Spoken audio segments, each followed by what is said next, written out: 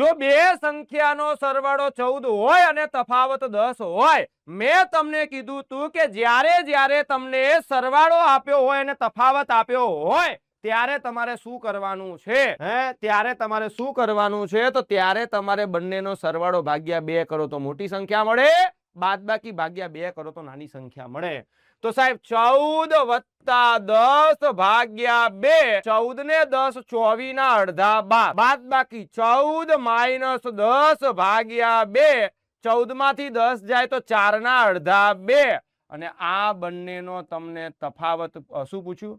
બંને સંખ્યાનો ગુણાકાર પૂછ્યો. કઈ ગાપચી ની વાળી? 12 ગુણ્યા 2 એટલે 12 દુ કેટલું થાય મિત્રો? 24 થાય. વાહ વાહ. જો આ સાહેબ આ કર્યું શું તમે? તો આ લોપની રીત. ધારો કે મોટી સંખ્યા a છે, નાની સંખ્યા b છે, આ બંનેનો સરવાળો 14 આપેલ છે. સાહેબ આ બંનેનો તફાવત મને 10 આપેલ છે. પછી આને લોપની રીતે a અને b મળે, પણ એને આપણે ટ્રીકમાં ગોઠવી દીધું કે જો મને સરવાળો આપ્યો હોય અને જો મને તફાવત આપ્યો હોય તો બંનેનો સરવાળો ભાગ્યા 2 કરવાથી મોટી સંખ્યા બને, બંનેની બાદબાકી ભાગ્યા 2 કરવાથી